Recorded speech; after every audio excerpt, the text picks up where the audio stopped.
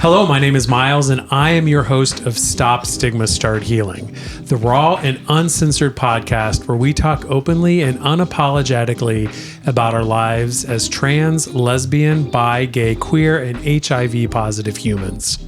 Our goal is to stop the stigma that prevents us from getting the healthcare we deserve. Each episode will feature real people. I have 3 real people here with me today in our community in conversation and storytelling. And here is my disclaimer. The experiences shared here are valuable and important. They are based on the lives of those in the space and some of you who are listening. Prepare to be educated, shocked, seen, triggered, and informed. No matter your response, keep the conversation going. Start healing. So I am excited. It's episode 10, and I've got 3 people here that I've known for years to talk, I think, about an important part of our community that I often, it seems really silly to say, but it's true, is often the most neglected part of our community. I often reorder the letters and put the capital T first. In fact, I said trans first in the opening because I think this is a part of our community that is most in danger, most attacked by politicians, religious leaders, families, churches, blah, blah, blah, and some of the coolest, greatest people I know. So all of those things. So today's topic is my so-called trans life. And yes, I did steal that from 80s television. So it would have been a much better series. And I would like to first go around and have you introduce yourself and tell the audience what you would like them to know about you from just an identification standpoint. Whoever wants to go first. You want to go first? I'm going to just look at you. Yeah. Well, I am Michaela Denise. I am non-binary. I am a drag queen. I was able to have the opportunity to step into a acting role with Catco Theater this year. Went to nationals, placed 8th at my first national pageant for All American Goddess at Large.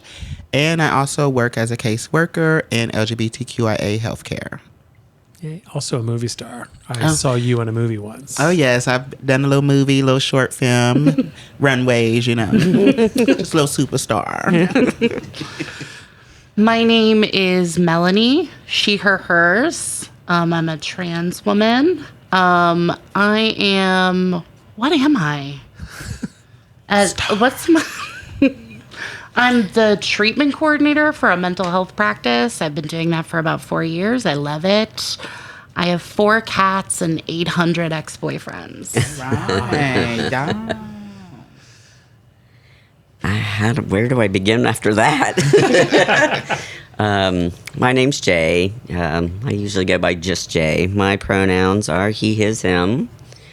I pretty much just like being in the community, getting to know people, volunteering. I do work at one of the biggest libraries, one of the best libraries. So I meet a lot of people daily. I'm getting ready to go on my last milestone of my surgical journey. So I'm excited about that. And that's it in a nutshell. And you're a singer. Yeah. Oh, yeah, that's right. Yes. Plugged the upcoming concert. Well, Yes, You please. missed your chance. I try to We're sing. plugging it right now. So. Come to the Gay Men's Chorus. Yeah. So if we could then go back around the room, and for the folks who are listening, share about your coming out experience. Really what was important to you about that, when it happened, where it happened, how it happens.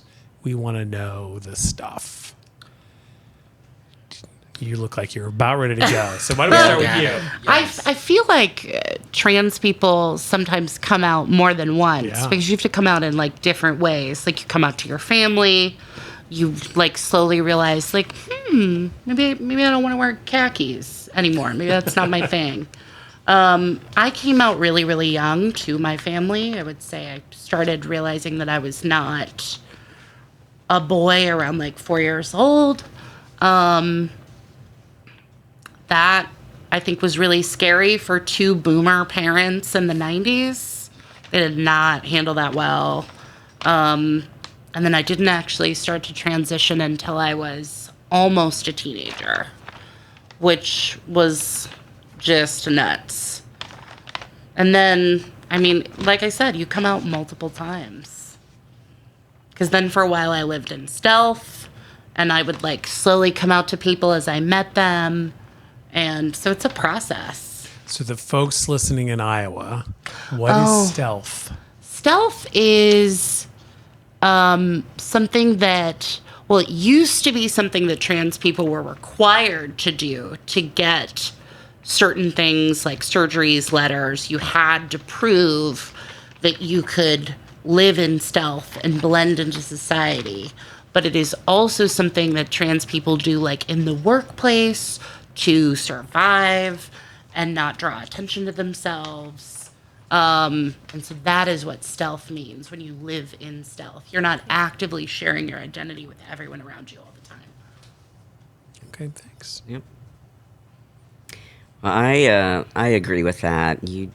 You're constantly, evolving, so you will come out more than once. I came out twice. I'm a late bloomer, so I came out as the L when I was 27, but spent many years just feeling like something was not right, and I wasn't aware of the T until later, when I was dating someone who was wanting to transitions, and so I was just learning about that. I had never heard it. So, and then I came out again. I was 44 and mentally came out to myself as the T. So, I've been medically transitioning since 2015. So you do evolve, you do change things as you go. So yeah, I'm eager to be in that stealth mood, maybe not be so visible, but I feel like that is drastically needed for today. And clearly you are being really visible right now. So we appreciate that. Yeah. Alrighty, I came out August 3rd, 1986 at 725 at OSU Hospital. I think right when my mom pushed me out, I knew who I was going to be and where life was going to go. I always lived my life as far as like I lived my life privately as a little kid, and then I also lived my life publicly for the people. So from a little kid all the way up, so I've explored my gender since I was a child. When my mom and my sisters wasn't home, I played in their clothes. Walked around in their heels, every prom dress, homecoming dress that was in there. I've tried it on and wore it. If it was a wig, I wore it. So, but I knew growing up that I was going to grow up into be, I guess, multifaceted. So as a little boy, I didn't play rough because I wanted to have soft feminine features, and like I love Tina Turner, so I wanted to have beautiful legs. I came out to my family when I was around 21. Me and my friends had like a Sweet 16 style birthday party, and since we couldn't afford entertainers like they did on those shows, me and my friend decided to entertain and perform and be exotic dancers. And so I was like, my mom and my sisters now are going to come to the gay club and I'm be exotic dancing. And I was like, I probably should say something.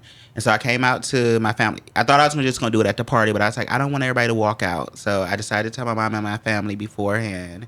I told my sisters before my mom because she stayed in Lyman at the point in time. So, but I had to tell her because she had friends who was going around saying, "Oh, we saw Caleb at Kroger's in a skirt and all that." And I was like, that was before I started dressing up. So I'm like, what skirt did I have on? Like, so y'all was just misconstruing stuff. So I was like, well, let me be the bearer of my story.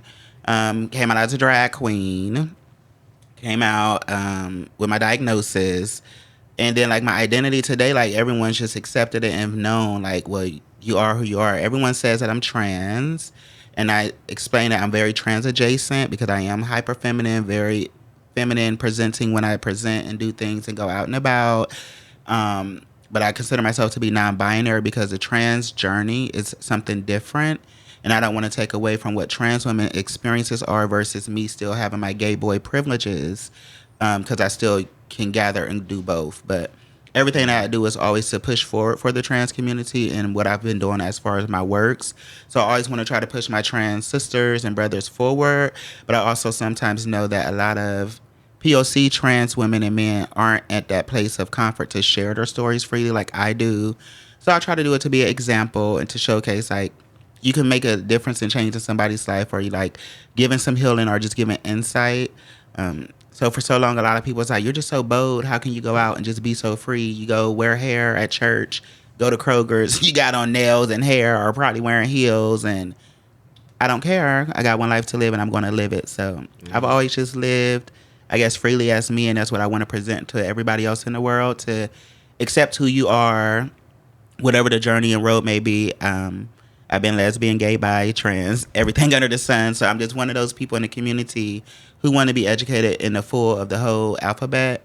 And if it partakes in my personal being, like, it's part of something I'm supposed to experience, so I don't take away from it or I try to shine from it. So, like, a lot of people still be like, no, I just think you're just trans. I'm like, well, if that's how you see it, understood. But I know I don't want breast ever. So I was like, I don't think I'm. And so, like, a few of my trans, that's like, oh, yeah, girl, you don't want no boobs. You're not no woman. So, yeah.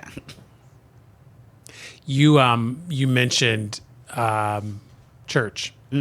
Episode 8 of this series, we talked about religion. I'm just curious what that experience has been like for you. Because you said you will. Oh yeah, I've gone to church as full Michaela Denise. I've been able to preach on the pulpit as Michaela Denise. I've been able to perform in church. I've been a mime, all those type of things. But even before drag and all that, I was already a mime in church. And so I was at a church before, and one of my friends, we all was young youth mimes, and they knew that she was a lesbian. So they kicked her out of ministry work.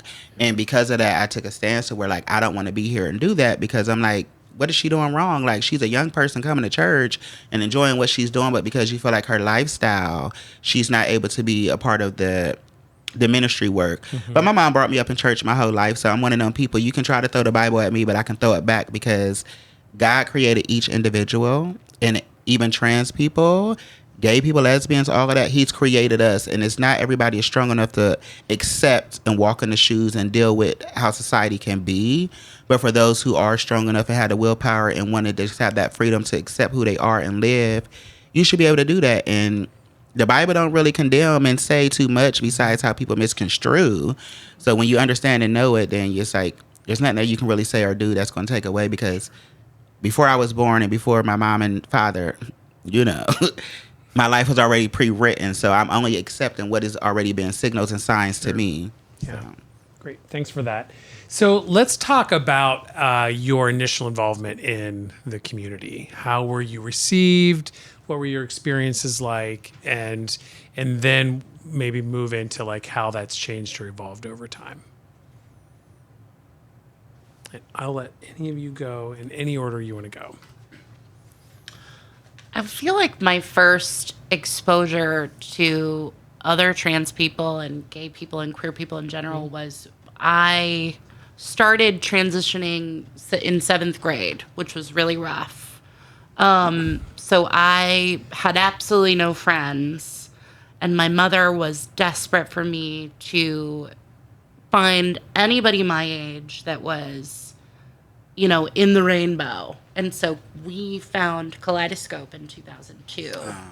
And it was like the first time that I had met anyone like me, that I was in a space that was not othering. And that is where I like really found my identity and found a lot of answers. So and Kaleidoscope is still providing that to people today. Mm-hmm. So, but how has it changed? I don't really leave my house. So, I don't know. I mean, I feel like Columbus has always been a really queer city. Mm-hmm. Always. Yeah. From as long as I can remember. And I feel like it's just getting gayer, which I love. I love it. So, Yeah. positive things. Yeah. Okay. Well, how about you? We're going to circle back around. Okay. All right. I think I always give credit to the drag community. I think if it weren't for drag for me, I wouldn't be sitting here being who I am. And it's not about the gowns, it wasn't about the makeup, but it was just that energy that these people, these human beings could really just get up there and be whoever they wanted, however they wanted, and they were accepting of other people and allowed me to just kind of flourish and really want to discover me. And I've never done drag. I've been asked to be a drag king. And I'm like, no, that's not what it's about for me. But I always am grateful for the drag community for opening that door for me. Because, like I said, I wouldn't be sitting here. As far as today, I absolutely agree. I think Columbus flourishes with just all the gayness, queerness, transness, and but I still want it to go forward as far as the policies and politics of it all. I think that we're starting to really have a voice, and we're really starting to turn the tide even more so. So I hope that continues, and I think with people like us and beyond, I think I have hope. I have hope and for the possibilities, Are you from? You two are both from Columbus. Are you from Columbus? Yeah. Oh, Yeah. okay. Oh, my. Yeah, right. I said you two. Okay. Yeah, you two. Because I'm thinking about it's so great how Columbus is, right? But I Right. think of all of the small town.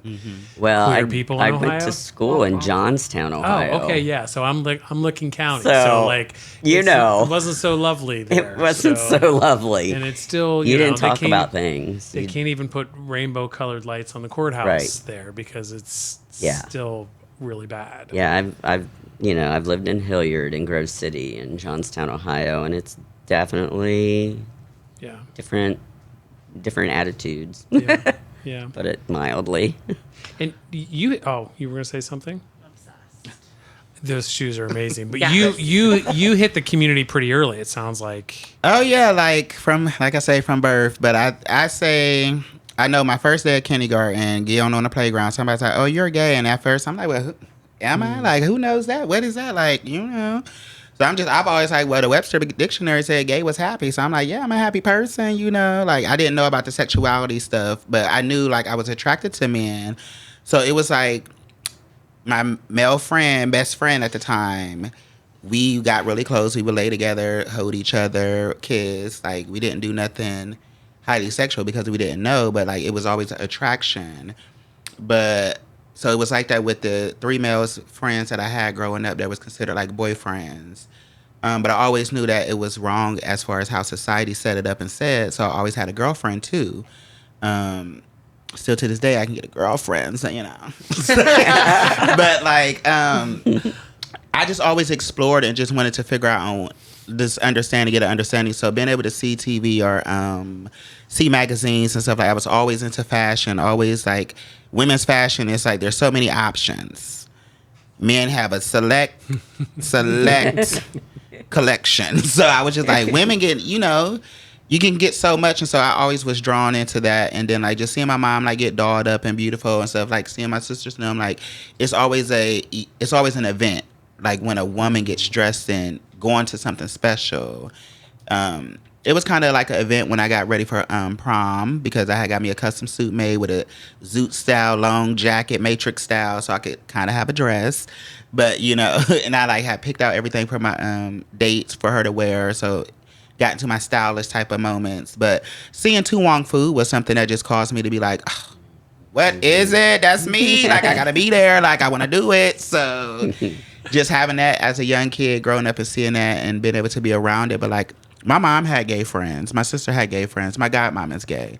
So I've always been around gay folks. There was gay guys in the neighborhood, but you would see how people would get picked on from the flamboyance. Like the early 90s, it was always about the blouse and the hairstyles and that type of stuff. And it was just like, oh, okay. But I would say just growing and getting into seeing how people was picked on and teased is one thing that always irritated and frustrated me. So I just wanted to like live in the truth to show people like there's nothing wrong with being yourself or being gay. Like, why do y'all make it such a problem? In high school, there was a few boys who I did want to fight because it was like I had stopped trying to, I guess, enjoy my gayness or explore it after 7th grade. So after then, it was just like, if you told me that you liked me and this and that, or you was gay, I was kind of, oh, whoa, hold on, we got to back up because I didn't want it to be attached to me. So it was after I graduated high school and started hanging out with my friendship group. One of them was a lesbian. They wanted to go to the after hours. And I saw people from high school, and I said, oh, no, girl, I cannot go in there, girl. I'm going to stay in the car all night. And then one time I had walked home from the after hours because I just didn't want to. But I got to the point, like, I don't care. Like, I'm going to do me. Like, if you ain't here, obviously you like the same thing I like. But it had grew into being my gay self, being around gay folks. I had got into a dance group in 2005, 2006. We went to Detroit. Camera phones, of course, some recorded. YouTube started being a thing or whatever, and it was posted. And at the point in time, my brother-in-law found a video, shared it with my family. So then it was like, okay, I can't be living under the radar, I guess. And then I got into drag in 2008. After I got my diagnosis in 2006, I always thought, oh, I'm going to transition and I'm going to be healed. Then I was like, it's in your bloodstream. It's not about transitioning. You're not going to be healed from it. So it's like everything had grew and allowed me the opportunities to be where I am today and do the things that I do.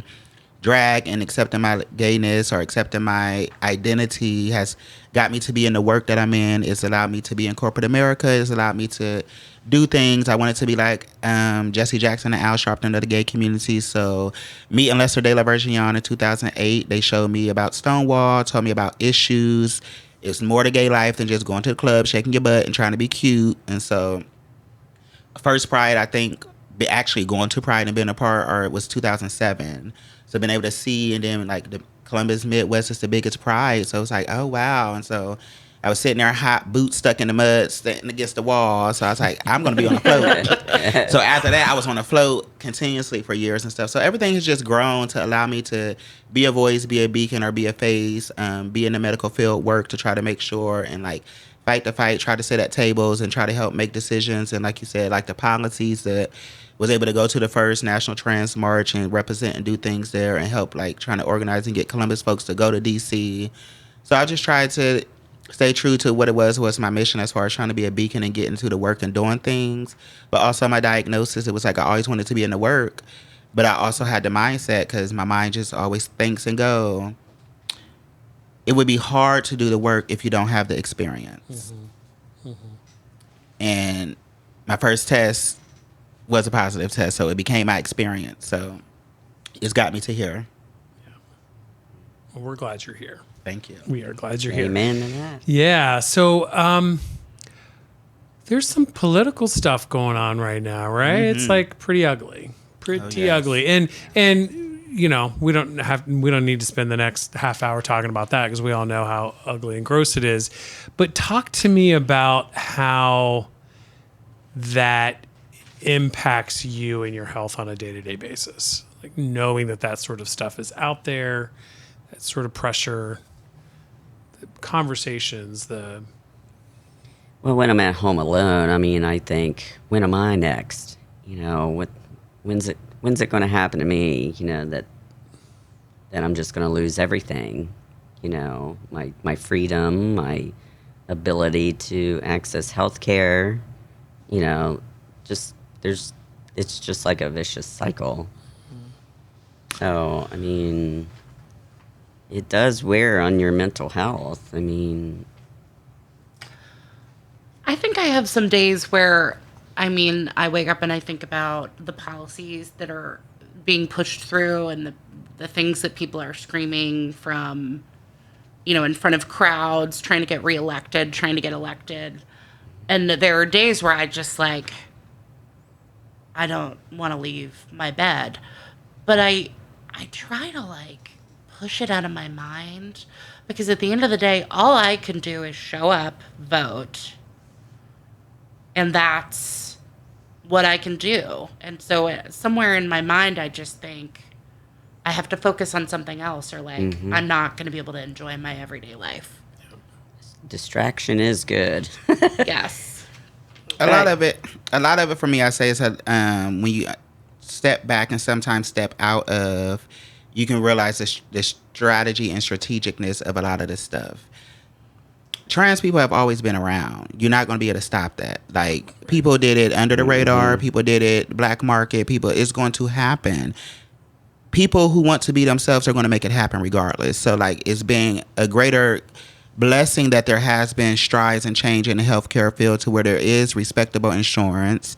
But it's still a fight, because you got to still fight, because you have, they agreed that you can do trans care under certain insurances, but then you have the providers behind, well, not the providers, but the insurance companies and all the different policies and coding and this and that they would try to make it to where, oh, you just get wore out and tired and not focus on it and try to fight for it.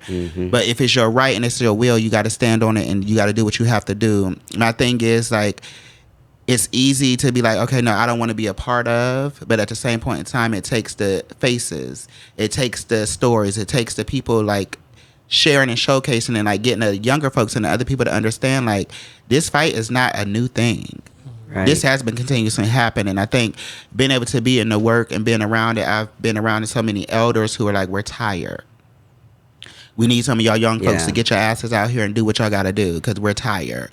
And so I will always give kudos, because, like, Lester showed me so much, brought me around so much. They made me a local, national, international star by taking me everywhere, but showing me the policies, the issues, the reasons, like, what stuff was happening everywhere. Like, they always say San Francisco is so great and amazing. Like, if you go down there, like the trans care and stuff like that, you will see something totally different than how it is in the Midwest.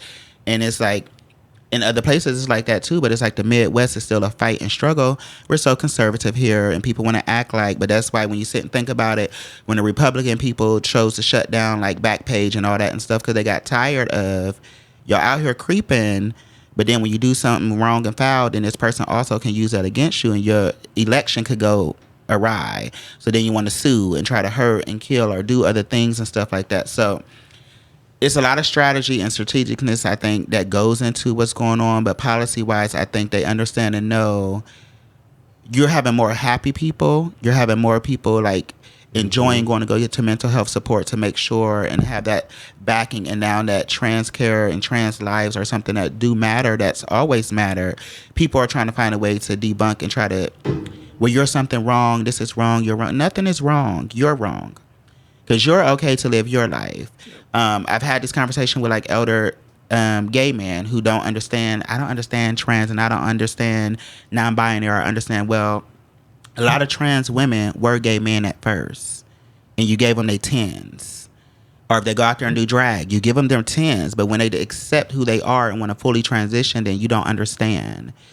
A lot of trans men were lesbians first. But then you have lesbians who get upset when a friend be like, I want to transition. I want to get top surgery. Oh, you're killing off. What am I killing off? I'm making my body align with my mental. And as my friend or my family, you should be able to understand and support that. And if you don't, your love was never valid. Your love was never real. And your love was never true. Sure. And so that's just kind of how I look at it when I deal with friends and family, when they just feel like, oh, well, you're changing. Of course, I'm evolving. I'm evolving into me. Like, we got a birthday, a death day, and a dash. And in my dash, I'm going to enjoy whatever I can that makes me happy. So when I get to my ending call, I can be like, you know what?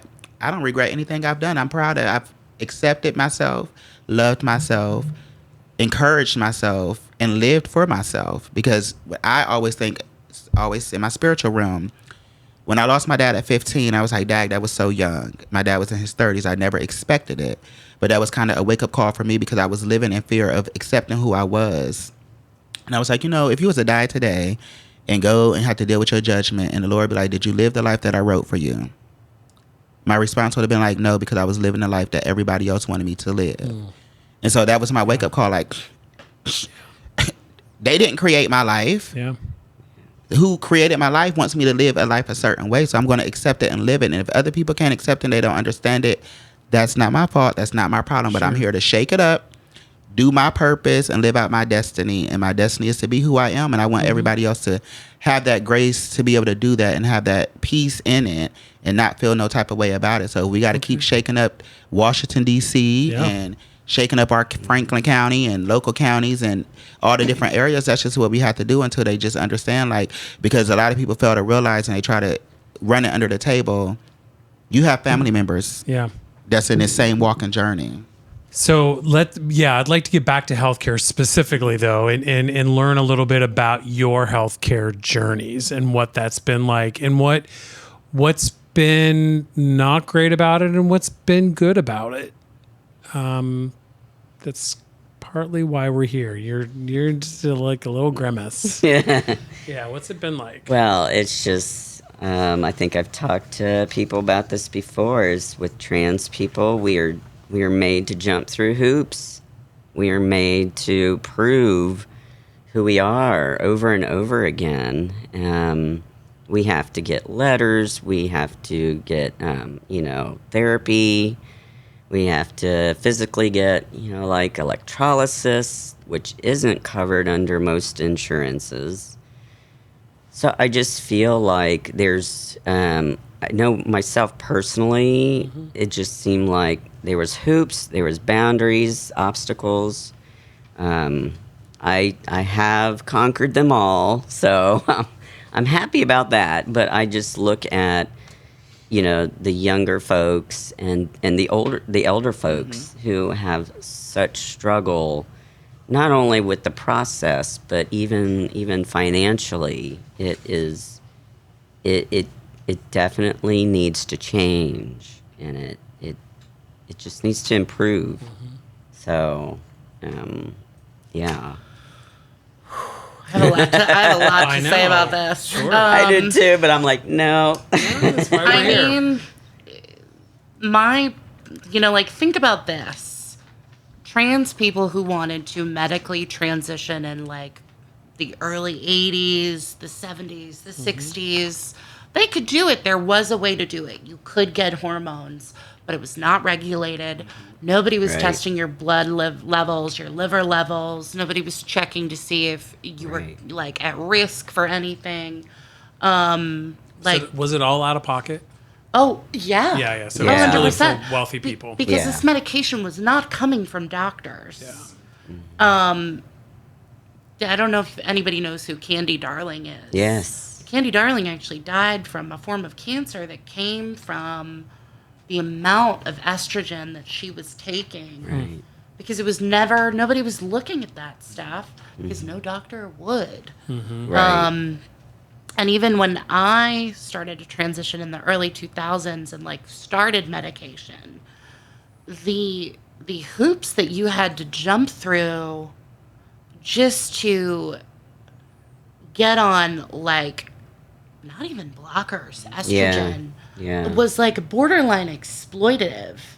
And because they knew that it was going to be profitable because they knew that no one was going to do it. And I think also for surgery, there used to be in our city, I'm not going to name her name, but there was a psychologist where if you wanted a letter, the only place in this state that you could get it was at her house, and you had to go to her meetings, and she was a bitch. And she was misogynistic. She was transphobic in a lot of ways in herself, and it was terrible. And she put a lot of people through a lot of terrible things. I would say that I did not have consistent trans care in my life as an adult until I was 28 years old. Because you were always scrambling to find a provider that you could afford, that was going to help you. Who's trustworthy. Yes, that would give you more than, because there's a lot of doctors that even when they start to prescribe to you, they're not going to give you anything that's going to help you transition. They're going to give you enough hormones and enough blockers to sustain you. But they're not actually trying to help you grow breasts that you want or, grow body hair that you want, depending on, whether you're non-binary, binary. So yeah, it sucks. I know right now. Another interesting is, like, I started treatment with a doctor from OSU, and he was telling me that he's trying to get more doctors to pay into this, and a lot of doctors don't want the liability. That's what I was told. So it's like, there's a surgeon here who is doing my surgery, who just started that in October, maybe of last year, and it's just taken that long for doctors to really want to invest in learning the procedures and to become so experienced with it. And I just feel like we are moving so slow here as as such a big community that we are, of how slow the medical aspect of it is, of the training and the experience. It just amazes me. So it sounds like it's costly. Sounds like it's inconsistent. It's traumatic.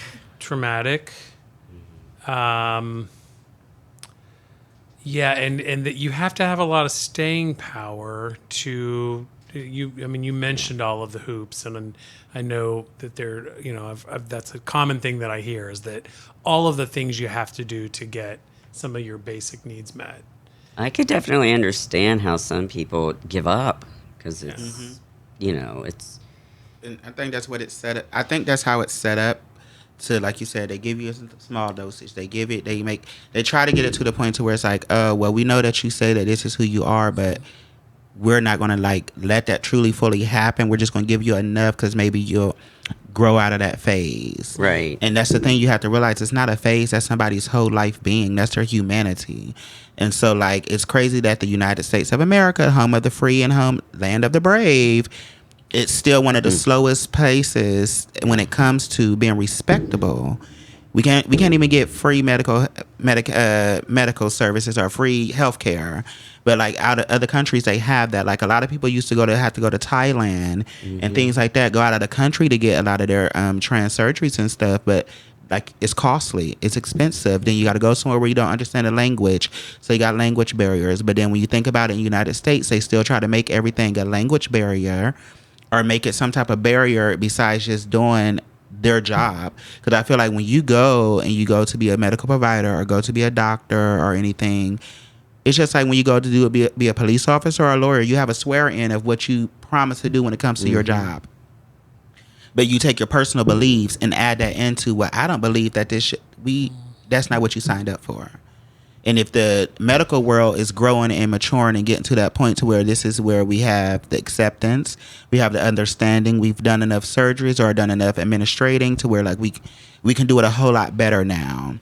But now you got the politicians still trying to put extremer laws on it and take away what the fight has already allowed to grow and mature into. And so medically, I just feel like a lot of places, they do make it too challenging, because my trans friends who have gotten their surgeries within the past years that I've been able to be supportive of, and a lot of people don't understand the pre-care and the aftercare is a lot of the work. The surgeries, they are work, and you go through a lot, but it's that support system of the pre-care, the aftercare, the medical team, your family, friends, or who's going to be there to also have that understanding and support. So that's why I say, for me personally, I try my hardest to make sure that people understand, there's no need to make it harder. How do you make it easier? How do you give that right support? If you are someone's friend and you see that they're going through a struggle of trying to get something certified or something, help do the research. Find the places where they can go where it's maybe an easy breezier step. If you know that's going to be an issue when you're going into the medical office and the clinic office, and sometimes dealing with pronouns and misgender and all that, be that voice and that beacon and stand up and be that for someone. Because as we see, I have a voice and I like to use it. So baby, I'm always here no, that was wrong. This is who they are. This is how it's supposed to be. This is how you're supposed to address. But yeah, the medical field, they know that it makes money. So if you're about money, then at the end of the day, stop making it such a complication and stop making people's life hard, because for those who even have the means to it's still hard. Sure. And for those who don't have the means, you make it much harder. Well, the bigger our voice is, the harder it's going to be for them to do that. Mm-hmm. Oh, yes. And I think it's really meaningful that more and more allies are really speaking out, speaking up, and really just taking that position to be in front of us, to protect us, to make change. It's growing. So kudos to allies who, they may not understand every aspect of what a trans person goes through, but I've got allies that are fighting for my medical well-being, and it's something that I don't think we're used to. So it's really uplifting and gives trans people hope. So got to keep going. We got to keep going. Allies have to use their privilege because, like, how the world is setting it up, it's like you're making trans people minorities. So any minority group that's already had to deal with a struggle. As a person of color dealing with the medical field, it's a struggle always, constantly still, because I'm like, we were deemed project animals in the medical field. And so I think right now they feel like sometimes with trans persons, well, that's a project. It's not a project. That's somebody's humanity. Like, that's somebody's life. Like, be respectable and do what you're supposed to do. Like, but allies, yes, continuously use your privilege and use it to the best of its abilities and go make the differences and changes, because at the end of the day, that the allies and those who are of higher privilege are the ones who have the hierarchy in those decision-making decisions. So, yeah, we can go out 5,000-fold, but you got 10,000 more privileged people, half of them against you, half of them with you. So you got to, take right and make it right. Stop celebrating wrong and like creating more wrong in the world to make it more celebrated. Yep. Right. Absolutely. So I dragged you all out to the ends of the earth and to share your stories. And I like to make sure that I give you a few minutes more to make sure that if there was something that you really wanted to put out there to people in small towns in Ohio about who you are and your experience, that maybe someone might hear it and it might be helpful or valuable for them, and or just something else that you wanted to share. So I sort of like loaded that up. I teed it up like, and say that. So I take all that back. So, but I just want to make sure that if there's something that you wanted to say, I think someone out there probably wants to hear it. So yeah, Melanie, you got it. You can't just say that and put people on the spot. Oh, I can't? No. I think I just did. I don't know. You wanted to Wear say your something. seatbelt. Brush your teeth. I would say be who you are no matter what. Be who you are no matter what, and just keep going. Don't stop. Don't leave this world, because it's a powerful place for you to be in, to keep going. That's where, you can make the difference. You can live and be happy. It really is your place to prove people wrong that see otherwise. So, young or old, keep going, keep kicking ass. Excuse me, I don't know if you want to edit that. No, we can cuss. Okay. We're adults. And just be who you are no matter what. Don't let anything or anybody keep you from that. It's pretty spiritual to be yourself and to be authentic. So that's pretty much plain and simple for me. Thanks. That's nice. So. I would say everybody needs to learn to respect and honor the value of individuality. Life isn't set up for everyone to be cookie cutter or to be the same, because if so, we all would have been born the same. God wouldn't have created differences and changes and features and everything, but when you strip the skin, we all have the same skeleton. We all have the same organs, muscles, and all of that for those. So, like, stop making it a challenge and difference. For all of those who are scared to accept their individuality, don't make other individuals your problem. Don't make them accepting who they are and living in their truths a problem for the world. Like they say, sometimes the unknown is what scares people.